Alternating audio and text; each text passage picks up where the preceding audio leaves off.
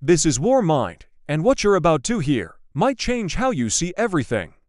In Part 1, we uncovered the A-12 Avenger, the U.S. Navy's top-secret stealth bomber that was supposed to rule the skies from aircraft carriers. A flying wing so advanced, it looked like it came from the future, but instead of soaring, it vanished. Cancelled in 1991 by Secretary of Defense Dick Cheney. No warning, no explanation, just gone, and the contractors blamed, sued, left to pay billions for a plane they never delivered. But here's what the Pentagon didn't want you to know. The A-12 wasn't killed by failure. It was assassinated by deception. Subscribe to War Mind and never look at war the same way again.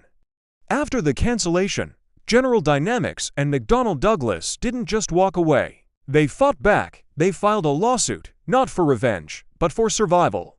Because the government claimed the contractors defaulted on the contract.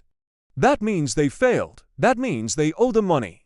But the contractors had evidence for formal warnings sent to Cheney's office months before the cancellation. One memo, dated December 1990, said, "The A-12 is over budget, but under a fixed-price contract, the contractors will have to absorb the cost." Another stated, "The program is in serious trouble, and the Navy knows it." Meetings were held, briefings were given. Red flags were everywhere, yet Cheney claimed he never saw them. His team said they forgot to tell him. That's not incompetence. That's a cover-up. And when the contractors demanded documents under the Freedom of Information Act, the Pentagon did something even darker. They invoked state secrets. They claimed that revealing the truth about meetings, memos, decisions would endanger national security, even though the program was dead. Even though the plane was never built, it was a legal firewall. A wall of silence built on lies, but the truth was already leaking. Whistleblowers stepped forward, engineers, contract officers, lawyers who worked inside the program.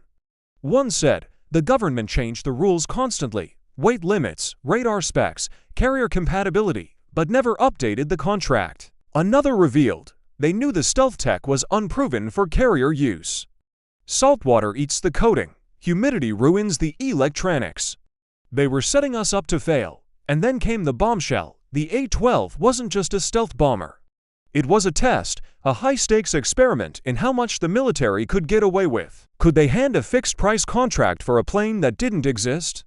Then cancel it when it got hard? Could they blame the contractors?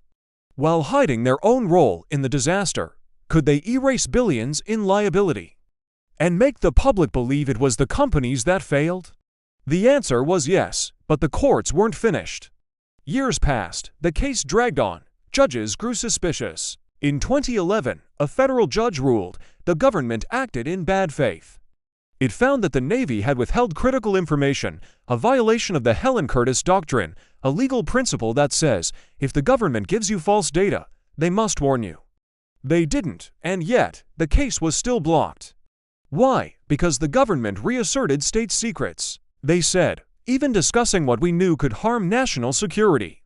So the truth was buried, again. But here's what we do know. The A-12 was not a complete failure. Engineers had solved major problems. The flying wing design was stable. The stealth materials were evolving. One insider said, "We were about 60% of the way to a flyable prototype. Not 10%, not 20%, and the parts were there. You could have assembled a full aircraft from what we built." But the Navy didn't want progress. They wanted an exit. Because the A-12 was becoming a liability. It was too expensive, too complex, too fragile for carrier life. And the Air Force already had the B-2 Spirit, a proven, working stealth bomber. Why keep funding a rival? So they pulled the plug and scapegoated the builders. This wasn't just a failed program, it was a precedent. A message to every defense contractor: fail, and we'll destroy you. Succeed, and we might still cancel you. And today, the ghost of the A-12 lives on. Every time a new stealth drone, a next-gen bomber, or a carrier-based stealth fighter is announced, ask, is this real? Or is it another A-12, a project designed to fail?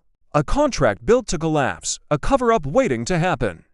Because in the shadows of the Pentagon, the rules aren't written in law, they're written in silence. This is part 2 of our series on the A-12 Avenger, the stealth bomber that never was.